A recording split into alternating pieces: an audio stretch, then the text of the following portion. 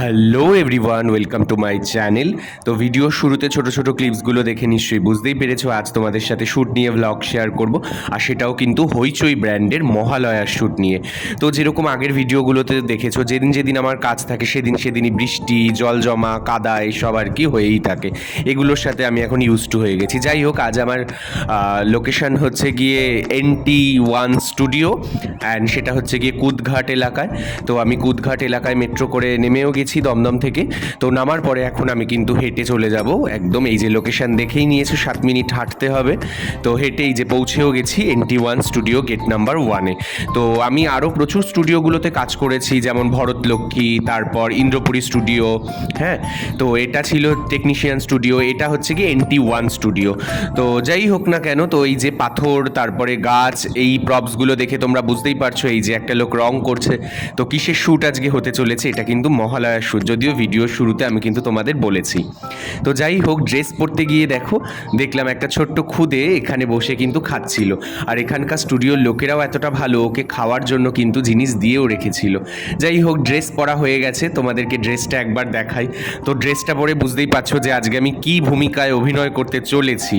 তো যাই হোক, তারপর যখন মেকআপ রুমে ঢুকলাম, আমি নিজেও এটার জন্য কিন্তু একদম প্রস্তুত ছিলাম না যে এই রকম একটা লুক হতে ছিল। ওই কালি যখন গায়ের মধ্যে মাখছিল গাইজ, মানে বলার মতো না, জাস্ট মানে কি যে বিরক্ত লাগছিল। আমি তখন মাখার সময় যতটা না বিরক্ত হচ্ছিলাম, খালি মনে মনে ভাবছিলাম যখন রাতে শ্যুট শেষ হবে তারপর কি হবে, তোলার সময় কি হবে। যাই হোক, দেখতে থাকো লুকসটা পরপর। আমি নিজেও আমার নিজের এইরকম লুকসের জন্য প্রিপেয়ার ছিলাম না, যদিও আমি সবসময় পজিটিভ ক্যারেক্টার করি। এখানে নিজেকে নেগেটিভ ক্যারেক্টার ভীষণ একটা চ্যালেঞ্জিং বিষয় ছিল, বাট তাও আর কি মনে সাহস নিয়ে। তো আমি এখানে জাস্ট আর কি মেকআপ করছিলাম আর নিজের কথা ভাবছিলাম যে কীরকম লাগবে আমায় দেখতে। তো যাই হোক, কপালে উনি যে টিপটা করেছিল সেটা আমার মারাত্মক ভালো লেগেছিল। একটা মহিষের মুখ করার চেষ্টা করেছিলেন, ভালো লাগছিল। যাই হোক, এবার ধীরে ধীরে আমার লুক সেট করে দিল, দাড়ি লাগিয়ে দিল। এবার চলো দেখি তারপর কি হয়, ধীরে ধীরে তোমরাও দেখতে থাকো। আর আমাকে কিন্তু কমেন্টে অবশ্যই জানিও যে আমাকে এই রকম লুকে কিন্তু কীরকম লাগছে, ঠিক আছে? তো যাই হোক, এরপর ধীরে ধীরে আমার চুল সেট করে দিল। চুলের পর দাঁড়াও, চুল এখানেই শেষ নয়, চুলটা লাগানোর পরে দেখো মাথায় আরও কি লাগায়। তো তোমরা দেখতে থাকো আর আমাকে কিন্তু অবশ্যই জানিও। ওই যে চলে এসেছে বড় একটা শিং। যাই হোক, দেখতে থাকো। তোমাদের সাথে যেগুলো শেয়ার করছি এগুলো একমাত্র আমার ভ্লগেই দেখতে পারবে, আর অন্য কোথাও কিন্তু দেখতে পাবে না। এই আনসিন আনদেখাগুলো সব চ্যানেল মানে শেয়ার করে না।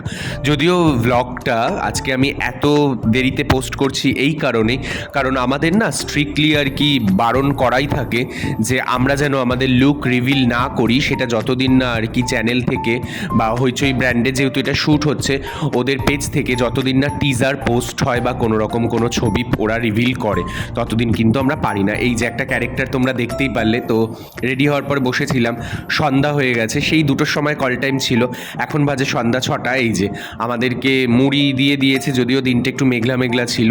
মুড়ি, সিঙ্গারা, চানাচুর, দই বড়াও ছিল। তো এই যে শ্যুটের ফ্লোরে আমরা চলে এসেছি, এখানে শ্যুট হচ্ছে অলরেডি। এই যে তোমরা বালির মতো দেখতে পাচ্ছ, এটা একদমই বালি নয়, যে জায়গাটা ঠিক করা হচ্ছে এখানেই আজকে আমাদের যুদ্ধক্ষেত্র। তো ওটার জন্যই বেসিক্যালি। তো এই যে যুদ্ধের পর ব্যাস আমাকে মেরে ফেলেছে, হাতে দেখতেই পাচ্ছ রক্ত লেগে আছে, একদম রক্তাক্ত অবস্থা। আরও দাঁড়াও, হাতেই যে শুধু তা নয়, এই দেখো। যদিও বলে রাখি এটা কিন্তু কোনো মতেই ব্লাড নয়, এটা হচ্ছে গিয়ে মধু। তো হানির মধ্যে একটু কালার অ্যাড করে, ফুড কালার অ্যাড করে ওরা এটা প্রিপেয়ার করে। যাই হোক, তোমাদের সাথে শেয়ার করলাম, এটাও একটা অন্য রকম এক্সপিরিয়েন্স। এখানে যিনি বসে আছেন তিনি হচ্ছেন গিয়ে আমাদের ডিরেক্টর ছিলেন। আর দেখতেই পেলে একটুখানি দেখা গেল দেবী দুর্গার মুখ, যদিও আমি তোমাদের জন্য পুরো লুকটাই দেখাবো। তার আগে এই যে ডিনার করতে চলে এসেছিলাম শ্যুটের শেষে, এই রকম লুক নিয়ে খেতে বসে যে কি বিরক্তি লাগছিল আর কি অসুবিধায় পড়তেছিল, তার মধ্যে আমার মানে গোপ ছিল, খাওয়াতে আরও অসুবিধা। তো চলো, এই যে অসুরের আর কি ব্যাক সাইডটা তোমরা ভিডিওতে দেখতে পাচ্ছ, দেখবো পিকচার আবি বাকি হে। তো চলো দুর্গা শ্যুটটা দেখো, দেবী দুর্গা কিভাবে শট দেয়।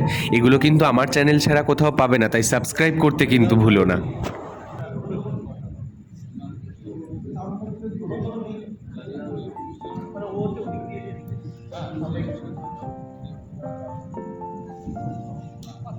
আমি আমার ব্লগে বা ভিডিওতে যেই সব সিনগুলো তোমাদের সামনে তুলে ধরছি এগুলো কিন্তু তোমরা এমনি দেখতে পাবে না কোথাও, এগুলো শুধুমাত্র আমার ব্লগেই দেখতে পারবে।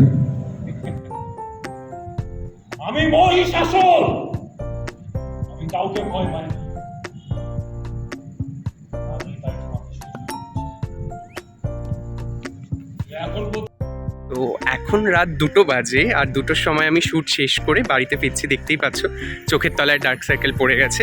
তো একটা র্যাপিডো বুক করেছি তো স্টুডিও থেকে। কিন্তু বিশ্বাস করো ওই যে কালিগুলো তুলতে আমার এত কষ্ট হয়েছে। যাই হোক, এই কষ্টের জন্য ইভেন তোমাদের সবাইকে ব্লগটা পুরোপুরি শেয়ার করার জন্য আমার চ্যানেলটা কিন্তু অবশ্যই লাইক, শেয়ার অ্যান্ড সাবস্ক্রাইব করতে ভুলবে না। বেশি বেশি করে লাইক করো, সাবস্ক্রাইব করো, please do subscribe and share please. তো দেখা হচ্ছে পরের একটা ব্লগে। টাটা, চলো বাড়ি ফিরি।